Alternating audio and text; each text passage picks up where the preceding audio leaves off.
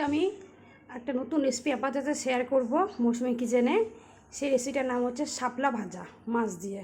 তার জন্য কী কী লাগছে: শাপলা, পেঁয়াজ, লঙ্কা কুচি, ছোট মাছ, সাদা তেল, লবণ, হলুদ। এই উপকরণ দিয়ে আমার শাপলা ভাজাটা হবে। দেখুন কড়াইটা গরম করে নিয়েছি, সাদা তেল আমি কড়াইয়ে দিয়ে দিচ্ছি।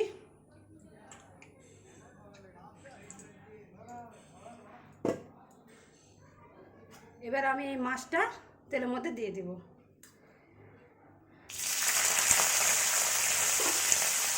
আর এই লঙ্কা পেঁয়াজ কুচিটাও এর মধ্যে দিয়ে দেবো।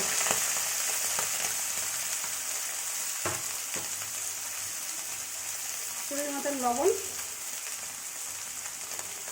পরিমাণ মতন হলুদ দিয়ে ভালো করে নাড়াচাড়া করে নেব।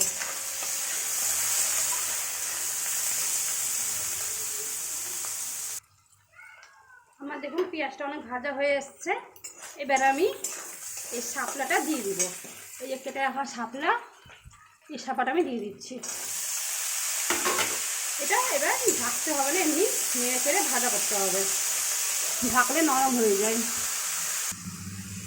দেখুন শাপলা ভাজাটা এখনও হয়নি, এটা লাল লাল করে হবে ভাজা, আর একটু নরম হয়ে যাবে।